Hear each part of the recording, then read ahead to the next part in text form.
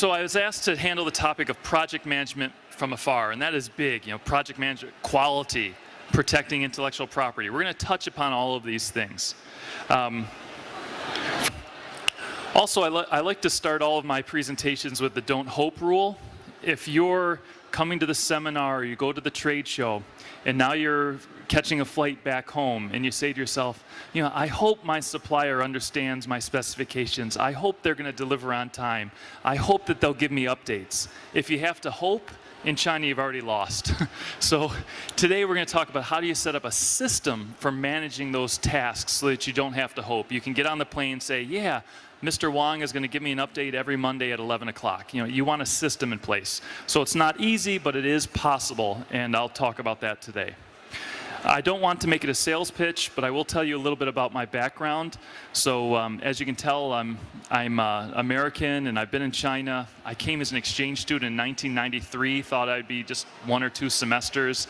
Now a wife and a few hundred employees and 2 children later, China is home for me. Mainland China, not Hong Kong. I live over in Shenzhen.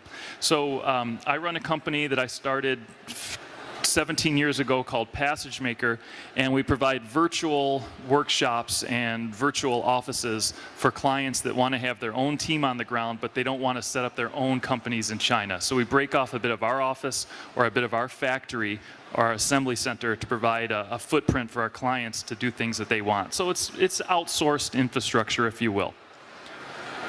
Okay, enough about that. So within the company, I'm the person that wrote all the SOPs, that did the negotiations with the suppliers, that oversaw project management. That's why they asked me to present today. Okay, before you can start talking about strategies for managing your supplier, you need to make sure that you're dealing at the right level. Everybody says they want to go Asia direct, but what does that mean? Does that mean factory direct or dealing with a supplier in Asia? Is that supplier an agent or a real factory? Because if you're dealing with a factory versus an agent, you're going to have different strategies for getting the best price, intellectual property protecting, even quality control. So there kind of is this myth that, oh, I'm too small to go factory direct. Well, the reality is maybe you're too small to go factory direct at the normal per unit price. But if you really want to go factory direct, there usually is a way to do it. It might mean paying a little bit more per unit. So as we get into this talk today, I just want you to manage your expectations. If you are small, you're about to spend $100,000 in China with a supplier. Yet the factory is a mega factory with 10,000 employees and used to taking orders at the level of $1 million. What's big to you might be small to them. So manage your expectations. Don't go in there saying, I want to find the best factory out there for my order if your order is small. So we'll talk about finding the right level of supplier. Alrighty. Okay, here are some tips for if you're large enough to go factory direct, meaning to the actual manufacturer. First off, there's so many factories out there. Be picky. When you're thinking of your strategy for all these suppliers, if you're buying a microphone, there might be 100 suppliers of microphones listed on globalsources.com. How do you find the right one? First is be picky, list exactly what would the dream supplier look for? What are your attributes? They would have 100 employees. They would be able to produce 50 parts an hour. They would have access to Japanese batteries. They would have customers in the US and have the UL rating. Whatever it is, write down exactly what you're looking for and then go out and start looking at the website. And don't focus only on price. So many new buyers make the mistake of not really defining what they're looking for. I want a microphone. So they go online and they find 10 microphone suppliers and they write an email to each of them, a blank email saying, hey, give me your price. That's the most dangerous thing to do because the supplier will give you a price that they think will get your business. And then they'll adjust the quality level to meet that price. So it's much better to find a supplier that's legitimate for your quality, your intellectual property protection, your lead times, and then work with them to get a fair price. So please don't be walking around the trade show and be the buyer that the first thing you say when you sit down at the booth is, hey, what does this cost? Because they'll assume that you only care about price, not quality, not lead time and such. Okay, first off, ask some important questions. Are you really dealing with the factory? I don't know if I don't, sometimes it's language barriers, sometimes it's the salespeople telling you what they think that you want to hear in order to get your business. But whenever you ask anybody, oh, do you own the factory or are you the factory? The answer is almost yes. In reality, not all of them actually own the factory. And if going factory direct is important for you, then you need to kind of vet those answers. So one way is to take a tour. Go visit that factory. See if this company that is exhibiting at the trade show as a manufacturer really has manufacturing. You might be surprised when you get picked up at a hotel and you go to an office and there's no manufacturing. That's a trading company. Look at the business cards. Ask somebody that speaks Chinese to take a look at the supplier's business card, and it usually says in Chinese if it's manufacturing or trading company.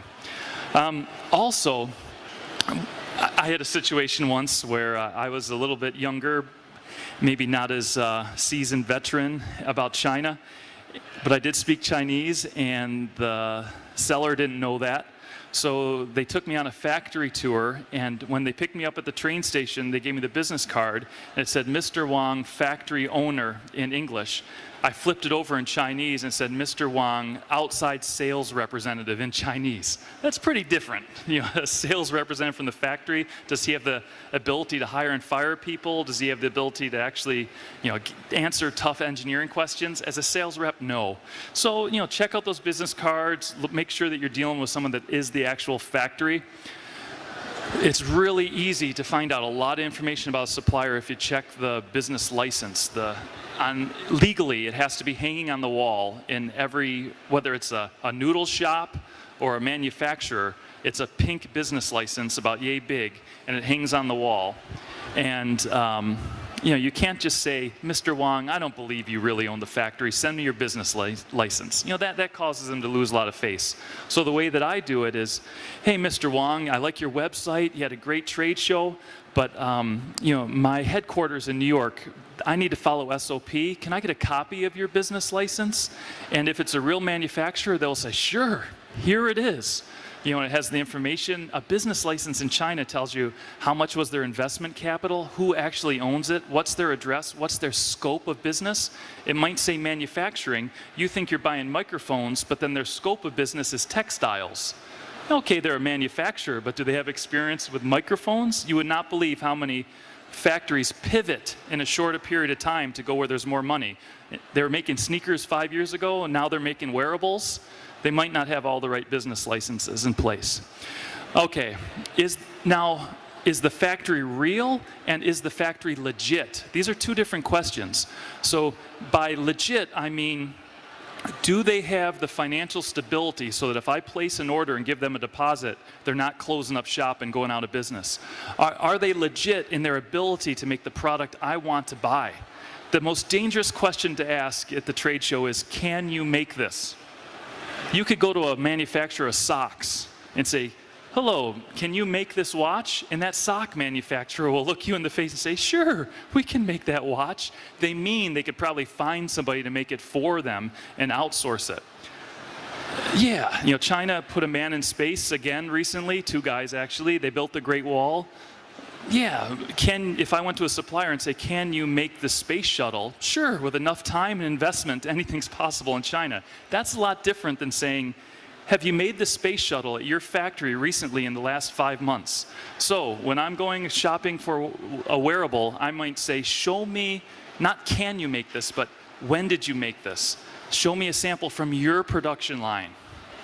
Okay, and then quality audits, social audits, these are inexpensive. People used to think that an audit costs lots of money.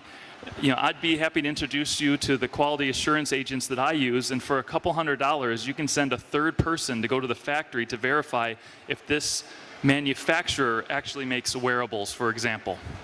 Okay, it's not enough, sadly, it's not enough just to find the great manufacturer and give them a contract, because sometimes you will actually encounter a showcase factory where the factory or the seller is planning to work with a, maybe a less fancy production line that maybe has some broken windows, overtime isn't paid, cafeteria is not as nice, but you visit this beautiful factory to get your order, then they outsource it.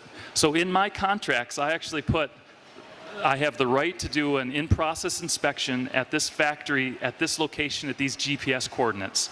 I also tell the supplier, hey, outsourcing happens. It's China, I get it. But I put in the contract that outsourcing needs to be pre-approved in advance. Sometimes outsourcing is good. The factory's busy, you want to meet your shipment dates, okay, maybe some elements need to be outsourced. But let's do it together in a transparent fashion so that we can help control the process, because so many defects can happen when a production is outsourced to a factory that's not sure what they're doing, or your intellectual property can be compromised when a new supplier is brought in that didn't sign that non-disclosure agreement or doesn't respect your intellectual property rights. Okay, so those were some tips for dealing with manufacturers. Let's say that you're not that big and you need to visit with a wholesaler online, here at the show, wherever. Here are some of the main problems. Wholesalers don't necessarily buy from the same manufacturer all the time. You're getting a wearable, and they might have 4 or 5 factories that they're dealing with, but they don't tell you who the factory is. So you get one order that's great, then the next order is junk, and you say, wait a second, I bought from the same guy, the same part numbers. Yeah, you bought from the same wholesaler, but he has 4 or 5 sub-suppliers behind him.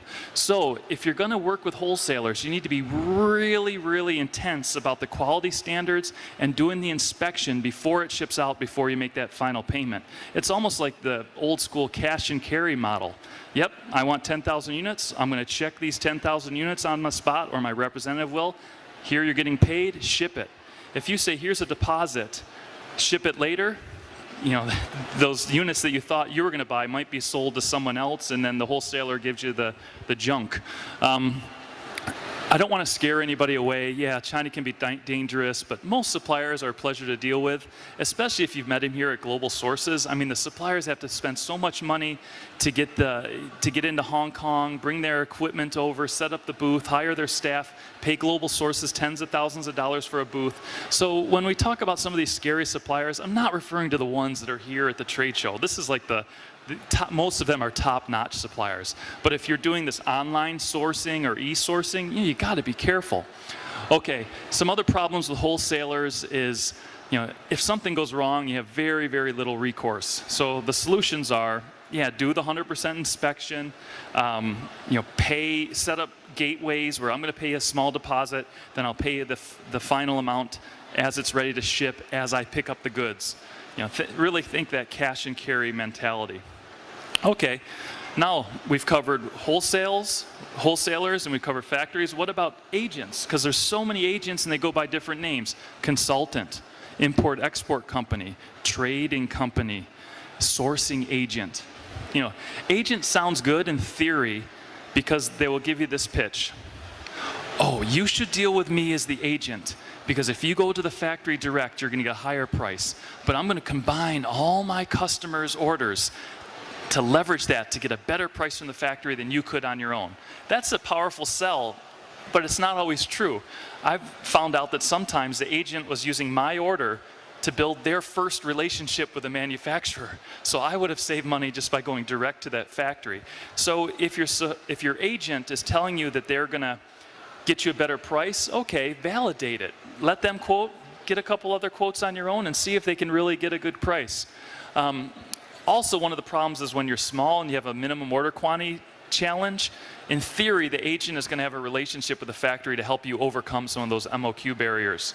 A big benefit of working with an agent, if they're a legit agent, is they're responsible for quality control. If sometimes when let's say that you're back home in Canada and you're dealing with a Vancouver importer who's buying from a Hong Kong trading company who's buying from a Chinese manufacturer. When you're dealing with that Vancouver importer, they've handled all the logistics. In theory, they've done the quality control. They've managed the payments. So yeah, you pay a little bit more, but it's very easy to deal with them. When you go direct, you're cutting out all of those companies, and now you're responsible for managing the quality control, managing the product. It's a lot harder, and there are hidden costs, not just logistics, but the value of your time to get on a plane and troubleshoot things. So if you're going to work with an agent, make sure that they bring real value, check them out. Do they have a system for project management? Are they reputable? Can you ask for a couple references? If an agent can't give you a couple happy customers, run away. Now, so agents can be wonderful and help you save a lot of money and avoid headaches, or they can be terrible and put you out of business because they're sloppy. So apply every bit of due diligence to an agent just as you would a factory. Yes, I'm saying you have to do due diligence on the people that are doing due diligence for you on the factories. Okay, what's the difference between an agent and a broker? In my mind, an agent provides real ongoing value. A broker is someone that says, hey, you want to buy this widget? I know a factory, and I'll put you two together for a commission. Okay, that's all right if the commission is one time. But if they're building in a commission, often hidden from the factory side, for infinity, for making that initial introduction, that broker is not providing real value. I'll give you an example of how crazy it is. I was up in Wenzhou, out towards Ningbo one time, and I came into the flight, and I was there to buy automotive components. This was a electronic fuel pump. So this is a fuel pump, meaning gasoline, electric, for automotive. Very, very high standards. Dangerous if things go wrong. Vehicles could blow up. And I get in the cab, and I was excited to be back in China and speaking Chinese. And the cab driver said, "Oh, what are you doing?" I explained I'm purchasing and buying some stuff. He said, "What are you trying to buy?" And I said, "Well, I've got to get an order $1 million worth of electronic fuel pumps filled." He's like, "Stop the car! My cousin owns a fuel pump manufacturer." Goes into the back of his taxi, and he had, figured it out later, but he had like 15, 20 brochures from all the factories in his neighborhood. And he said to me, "Yeah, this is my family owns part of this factory." I was pretty young and gullible, but I knew that something was wrong. So he said he could get me a great deal. Are you going to do business with a taxi driver? But in reality, had I placed an order to that factory, the factory would have paid that taxi driver commission, perhaps for as long as I ordered, and I'm the sucker. So just do your homework. There are plenty of factories out there. They're easy to find thanks to global sources. Go visit them. If someone says, "Oh, it's too hard to find a factory," hire me as a broker and then build in a hidden margin keeping you at arm's length forever. That's not real value anymore. Maybe 20 years ago that was. Bait and switch. This is like you go to a factory, you think it's a great factory, you place an order, and then production goes somewhere else. Agents do a lot of that because they're always shopping around factories. So if your agent is going to show you where production takes place, put in the contract with the agent that this is where production will take place on my order. Hidden commissions. Maybe some of you have had this experience. You've hired a trading company or agent, and the goods were delivered late, or there are some problems with the quality. And you ask the agent, "How'd this happen?" And the agent says to you, "Oh, come on, this is China. Your standards are too tight." Or, "It's Christmas time. Of course everybody's busy. How could we meet it on time?" And it's like the agent is working for the factory. Well, in reality, most of the time they're going to commission from the factory as well as you. So if your agent that you thought was working for you is also hired by the factory, then they have a conflict of interest. It's not like a doctor or a lawyer that is, has some type of industry association that self-regulates. It's the Wild West. Regardless if that agent is Chinese, American, Hong Kong, there's no rules and regulations for a standard code of ethics for being an agent. So be very careful. Agents can save the day, or they can ruin your life and put you out of business. All right, in the rest of my talk, well, first I'd like to explain a framework that I use for managing my interface with the supplier. And China has changed a lot during the 20 years that I've been doing business there. In the beginning, 20 years ago, you would always hear about guanxi, relationship, that you have to build a great relationship with the supplier. You have to go sing karaoke and drink baijiu and go to massage parlors with them and invite them into your home and give expensive wine, because there's no rule of law here, and the only thing that will protect you is if that supplier likes you. If the supplier likes you, then they won't infringe your intellectual property. They're going to ship on time. They're going to be your friend. Maybe that was partially true 20 years ago, but now in today's world, not at all. The suppliers just want steady orders. Maybe you show them a little technology. You pay on time. You don't need extravagant gifts. You just need to be what I would call a good buyer. So But in order to have an effective interface with a supplier, it's not just relationship or guanxi anymore, and it's not just contracts. The lawyers will say, yeah, you want protection, you need this great contract. That's all you need. You don't need the relationship. And then there's the inspecting agents that will say, oh, contracts don't mean anything. Relationship doesn't mean anything. Just monitor, monitor, monitor. Go do an audit. Go do a testing lab. The truth is, you need a little bit of all three in equal measure. So I look back at when I've had good relationships, good sourcing opportunities, it's often because I found a balance of all three. The relationship, contacts or documentation, and monitoring. So that's the sweet spot that we should all be aiming for. Okay, as I mentioned, what do suppliers look for? How can you be a good buyer, especially if you're smaller and you need to get a mid-size or large seller interested in doing business with you? One, be very clear about your specifications. Suppliers love this. If they have to guess what are your standards, it adds a lot of time to the project, and also it opens up the door for problems later. So have very clear specifications, especially if your product is customized. Don't be the supplier that only places the purchase order, then speaks to the supplier only when there are problems. Somehow they will think that you're the source of the problem if you only contact them when there are issues. So build up what I call a goodwill piggy bank. For example, all my important suppliers, I invite them, I say, Mr. Wong, I'm from outside of Buffalo. I'm just a few minutes away from Niagara Falls. On your next flight to the US, please stay at my family's cottage. I'll give you a tour of Niagara Falls. It'll be great.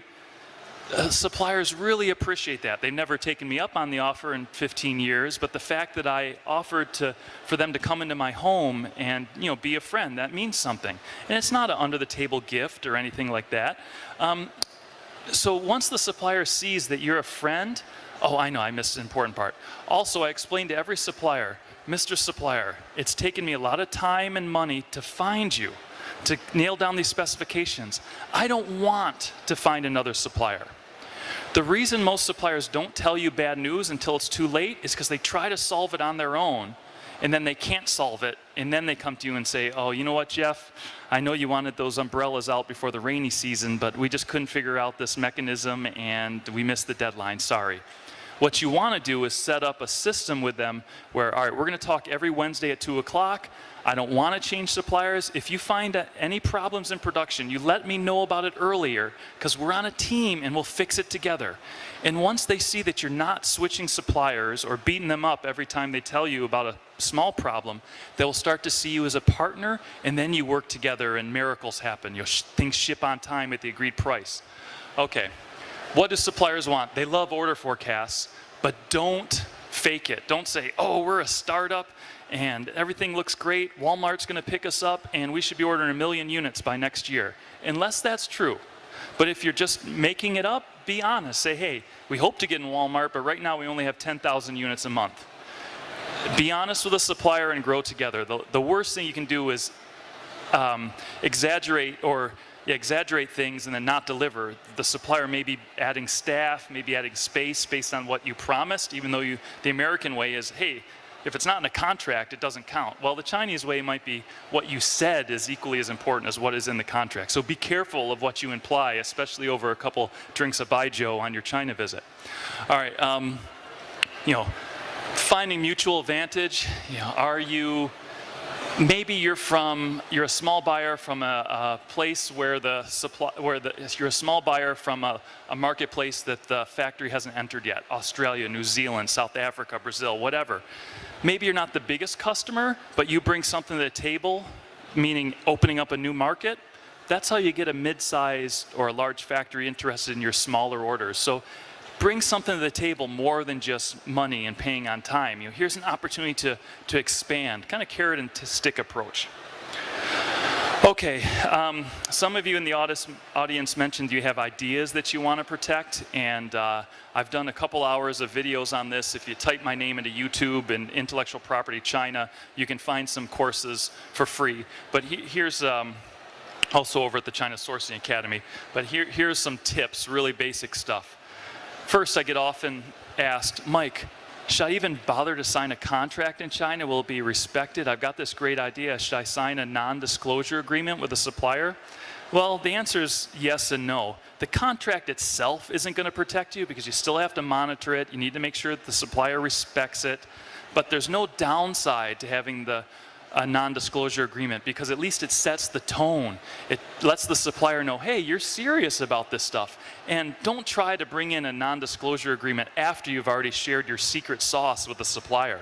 So you got to do it up front. However, will an NDA protect you? No, because in the American way, an NDA means a non-disclosure agreement. If I sign an NDA with you, I'm promising that I won't tell anybody else. But in China, you're not really worried that your supplier is going to tell someone else. You should be worried that your supplier is going to take your idea and make it in-house and sell it to your competitors or bypass you. So in China, what you need is an NNN, non-disclosure, non-compete, non-circumvention. And it's roughly the same cost as an NDA, but it has much more impact. Now, here's how you get the most out of an NNN. First, if your supplier's main goal in signing this agreement is to steal your technology, good luck. You're going in the wrong direction from the first place. So you still have to do your due diligence. I've seen so many times where illegal technology transfers happened. Maybe you find a great supplier that's really huge and they're interested in your product, your idea, but you're kind of small and you sign this NNN. And then how are you going to tell if Mr. Wong doesn't give your blueprints to his cousin that has a factory in the next city over? It's really hard to monitor. So, you need to do your due diligence. Is the supplier honest? Are they respectful? Have they honored their contracts with other customers before? So you have your interests are aligned. Be more than the purchase order, just what we talked about before. Try to be friendly, offer support, not just the guy that calls, hey, Mr. Wong, you're late again. All right, face, mienza, so important. So when I place a proper purchase order, something large, or there's an important NNN to be signed, what I like to do is leverage the signing ceremony. I don't know if any of you have had this opportunity, but it's a lot of fun. Say you're placing an order for a couple $100,000 with a mid-sized factory and you're going to open up the Australian market for them or whatever, and they're excited. Well, go to the factory. Let's say, hey, let's have a big dinner. Invite the mayor if it's from a small town. Get some government officials there. Get representatives from all the different divisions of the factory. And then what do you do right before you sign the paperwork? May I have the microphone for a second, Mr. Wong? In Chinese, with your interpreter or whatever, thank everybody for their support, great at the trade show, mutually beneficial relationship, blah, blah, blah, strategic partners. And by the way, the main reason that I picked doing business with Mr. Wong is he agreed to my NNN and he won't sell to Walmart Canada. Say that was really important for me. Okay, now Mr. Wong signs it in front of everybody. And if a year later Walmart Canada knocks on his door and says, hey, I heard you're making that product for Mike. How about sell to us? It's not the contract that scares Mr. Wong. It's that in front of all his peers in the factory and maybe even local government, he said in front of them that he's going to respect Mike's wishes to not sell to Walmart Canada. So if he does sell to Walmart Canada, everyone in his own company and all of his peers knows he's a liar. That almost has more leverage than the fear of legal fallout. Okay, one problem that North Americans and Europeans have is we make these contracts too big.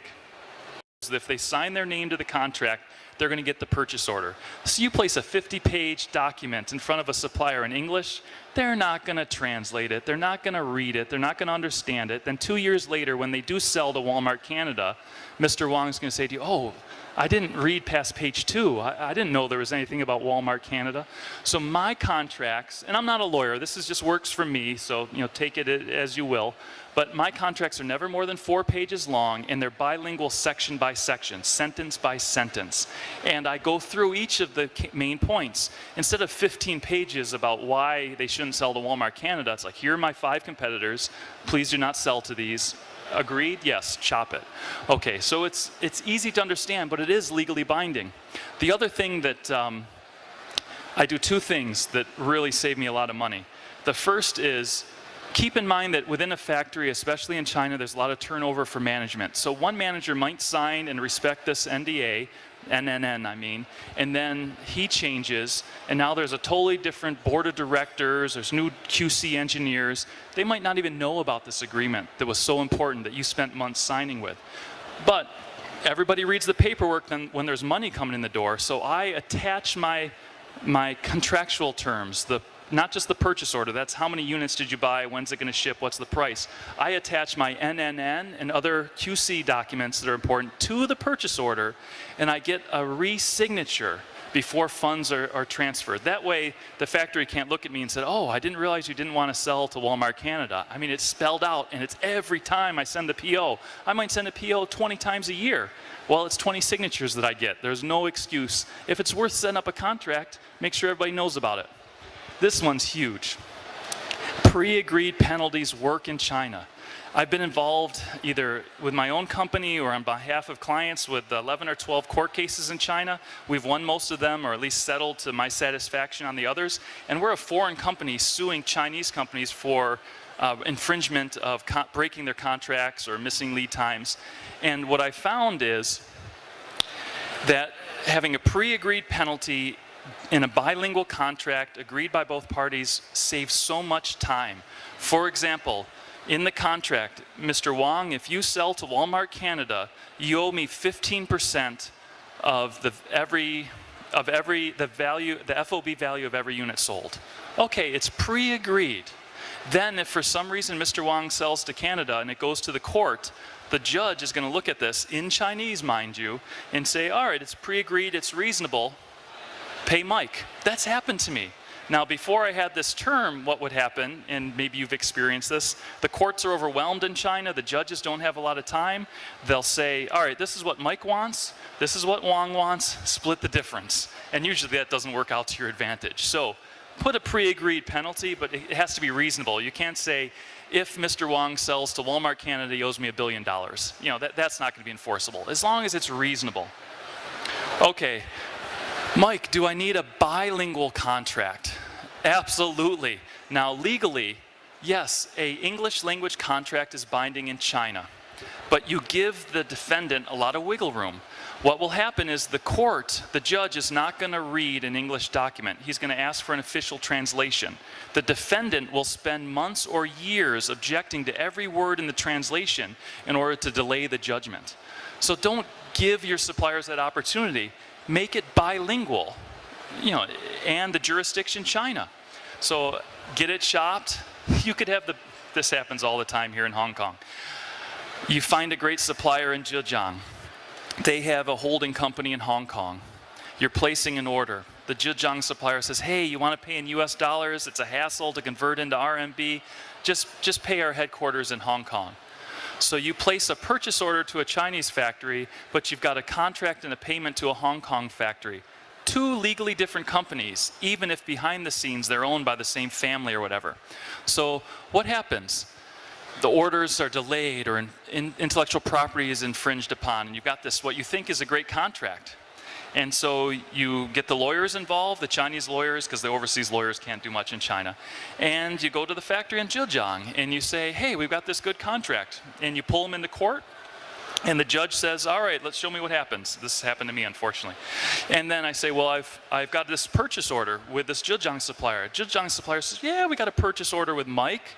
And here are the terms and conditions, but we've never received any money to our corporate account here in Zhejiang. Wait a second, Mr. Lee, I sent the money to the account you told me to in Hong Kong. You dragged the Hong Kong company in. Strangest thing, we got these US dollars just arrived out of the blue. We don't have any purchase order ever. We don't know where it came from, and our accountant already spent it. Good luck connecting the dots between Hong Kong and China. Long story short, it's in red and bold because it's so important. It saved me a ton of money. Make sure that the name in Chinese, okay, let me even talk about the name. You know, let's ABC Communications or whatever, or Zhejiang Import-Export Happy Manufacturer. That may be their marketing name. That's not their legal name in China. Their legal name is in Chinese. Maybe it's the pinyin translation, but happy might be Kaixin, and the pinyin is Kaixin, not happy. So just by having the English name on your contract, your contract's meaningless. So you have to get the right name on the contract. How do you do that? The same name on the contract is the same name on the bank account. It's not a personal bank account. Is the same name on that business license we talked about, and ideally is the same name in Chinese on the factory gate. You're safe if all of those match. And I've lost a ton of money by not following that simple, simple procedure. Okay, so what are the hallmarks of a good contract? We're talking about project management, but you can't even start managing a project unless you have a good relationship and structure, meaning contract. First, get the business license, as I said, conduct the due diligence to make sure you're signed in with the actual party. As I mentioned before, make sure the reasonable penalty clause, bilingual is so important. I add this one too. The local lawyers, and I'm on the board of advisors with a law firm that I'll tell you about later, hundreds of dollars a month to have a lawyer on general counsel review your documents. So what happens usually is the Australian buyer hires their Melbourne lawyer, who hires a Chinese Hong Kong company that hires a mainland China lawyer, and you end up paying 5 times more than if you just did a Google search for English-speaking lawyer Shenzhen. So find a local lawyer. Just like labor rates in China are a lot less than home, legal fees are a lot less too. All right, so I was asked to present how much does it cost to hire a lawyer, and I'm on the board of advisors with Azer Bridge, and I'll be happy to introduce you, but this isn't a sales pitch, this is just for your reference. So general counsel for 4 hours to 80 hours, RMB 3,000, so a couple $100 a month for 4 hours of legal service. You need a contract, a bilingual purchase order template, 600 RMB. Double that if you want a formal contract with an NNN and such. So getting proper contracts, very affordable. How much does it cost to register IP? Well, if you leave your business card, I'll send this all to you. I don't want it to be a sales pitch, but I want you to know that registering your intellectual property in China costs thousands, not tens of thousands of US dollars like back home.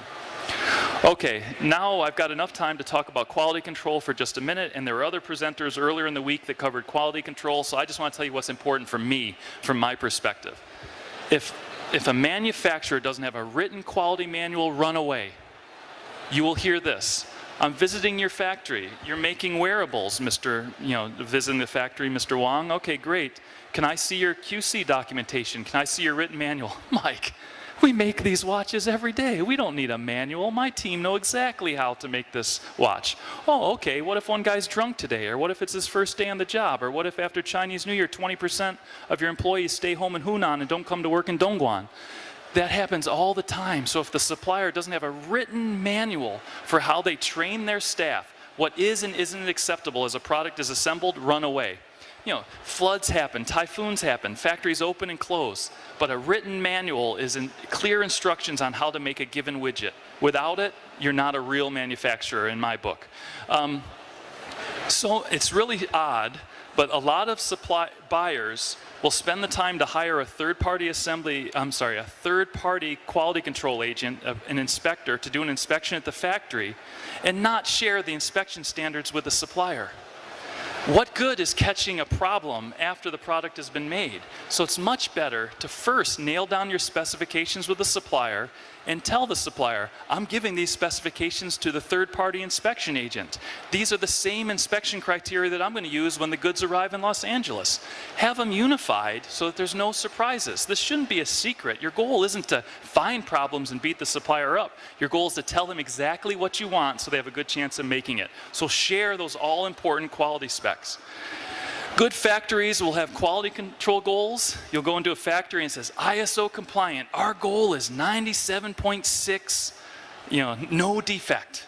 Okay, but that poster's got dust on it. It's kind of fallen off the wall. It's from 5 years ago. A QC goal should be ever changing and getting better and better. So it's not just to have a goal and then meet it and forget it.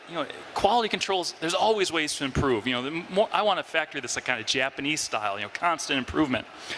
Here's another big problem when you deal with family-owned companies in China, that the QC director reports to the production manager. And the production manager, because he's part owner of the factory most likely, really cares about getting that deposit, getting that final payment, ship it. So what happens is the QC director says, hey, these aren't the right batteries. Mike wanted Japanese batteries. These are Chinese equivalents in that product. We need to hold production and fix it. And then the production manager says, no, we need to get that money coming because we don't get our second payment until this is on the boat. Ship it, and we'll deal with Mike later. That happens all the time. So you want the quality team at a factory to have some type of, at least the ability to raise their hand and say, stop production for a second. Good factories find problems early on. Bad factories do all of their QC at the end, and then when they discover a problem, they try to convince you why you should accept it because it's too expensive to rework all the stuff. So you want to deal with a factory that understands and lives an ISO system, which means they catch problems early in the production line. Let's talk about ISO. First off, the truth is a fake ISO cert costs about $2,000 in Dongguan. So just because someone has an ISO certification in the factory doesn't mean that they live and breathe the ISO system. You can pay an auditor to get your company ISO certified. So it's not just a poster on the wall, it's a way of life. Also, an ISO system is a process for building something. It's a best practices, but it's not a quality level for a product. I could make a concrete life jacket in an ISO compliant factory, but you don't want to be wearing a concrete life jacket when the Titanic hits the iceberg. So the product itself, quality standards are different from the ISO standards. ISO is how is the factory run. They might make a wonderful concrete life jacket, but that's not safe, is it? Okay, monitoring production. So let's say that you've found a good factory, and so often you forget to ask the question, after I place this purchase order, who's going to give me updates? No news is not good news in China manufacturing. You want periodic updates, a chance to get involved with the supplier, help them fix problems early. So you would not believe how many giant manufacturers are great at making a widget but have no software for keeping you updated. Project management software, what's a CRM, customer relationship, what? Any small manufacturer, even service company back home has these softwares, but for some reason it's not as popular in China. So, all right, I'll roll up my sleeves, I'll sit down with the factory team, and after they say, oh, I ask them, who's the project manager? Who's going to give me updates? Oh, Tina, the sales girl. But I thought she's just doing sales. You mean she's actually going to the factory and talking to the engineering? Oh, no, not really. Can you give me somebody that works at the factory that can be my project manager? Yeah, but we've got a couple engineers. Their English isn't too good. Okay, I'll deal with them in Chinese, but I want access to the factory. And then that person has no idea what an open project list is. What's a Gantt chart? So, all right, I'll hold their hands. Here's an Excel sheet, and here are the columns. What are the tasks? Who's doing what, when, and why? Just simple project management in an Excel sheet that we trade every Wednesday at 5 o'clock or whenever the call is. Sometimes our calls take 2 hours. Other times it's just, hey Mike, hey Wong, everything's going fine. Yep, let's go through this Excel sheet. Everything's on schedule. Talk to you next week. But if you don't have some mechanism for open communication with the supplier, they'll try to fix it on their own because they're scared to tell you bad news, and then you miss your orders. All right. I was asked to spend a couple minutes on safe payments, and if you're a mid-sized buyer or it's the first time dealing with the supplier is going to look you dead in the face and say, all of our customers pay us 100% up front. And you might be silly enough to agree and pay them 100% up front, but then you have no leverage when it comes to missing lead times and such. So how do you fix that? What's fair to both parties?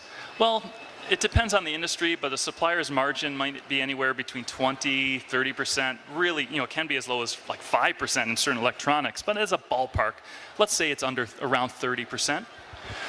So that means if I pay 30% deposit up front to get the order going, then 40% at shipment after independent inspection, and then the remaining 30% after it's delivered to me overseas where I can check it, it's spreading out the risk for both parties in a fair way. So I use 30, 40, 30 all the time.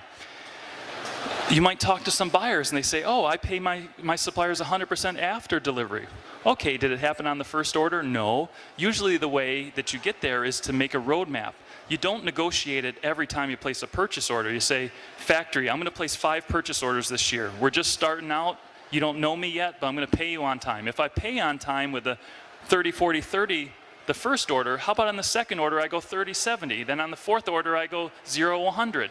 Then on the sixth order, how about I go 0 and then 30 days after delivery I pay you the rest. So you can set a roadmap, but if you don't start negotiating that roadmap, you'll never get there. please be aware that as you're walking around to different suppliers and you say, give me your price, and they say $1.50.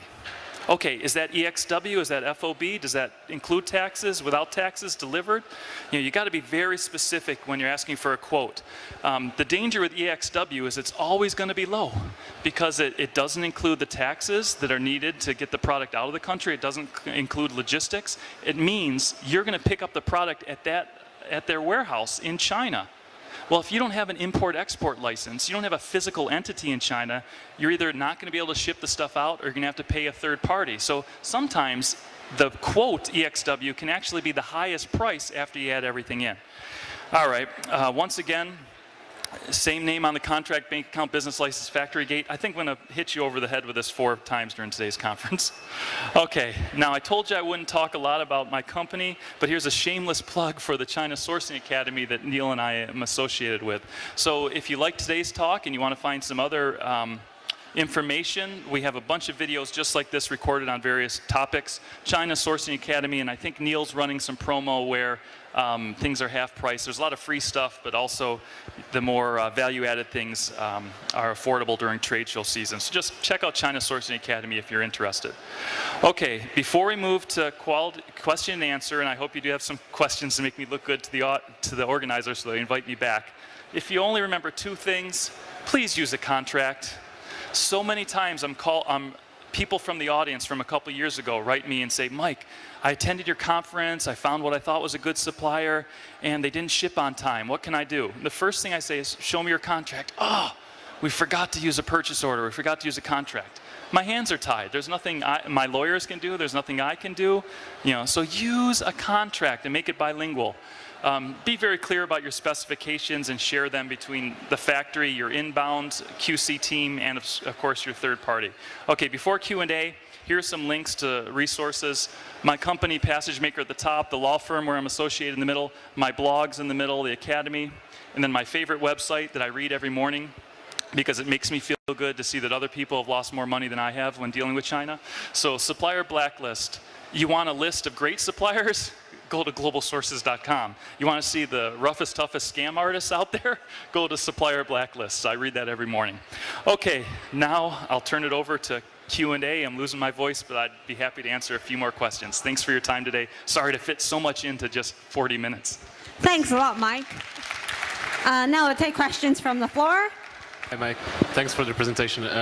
What happens if the supplier is trying to push their own contract? It's quite often that they have standard contract with medium or small orders that they use for every customer, and of course they use the argument, oh, my other customers signed this, so you should. Yeah, first, it's good that a supplier even has that contract. Usually if they're trying to get one over on you, they will say, we don't use contracts, handshakes are more important for us. So it's a good thing that the supplier even has a template. But if that contract involves simple things like penalties for late shipment, okay, no big deal. But if you've got intellectual property, or maybe you're opening some customized molds, something that's a little bit more than off the shelf, then you have every right to ask for your own legal opinion. And I'd be happy to introduce you to the lawyers that I work with, very affordable. But usually you can stick with their framework, but maybe make some adjustments. But you're right. At the end of the day, if you're so small that they're not going to be interested in talking to you about adjusting their contract, then that's a red flag that you probably found the wrong supplier. Because there's so many suppliers out there that there is the ideal supplier. You just have to break a lot of rocks to find a diamond, unfortunately. But the right supplier is out there. So thank you. Hi, thank you for your sharing. And then I have a question.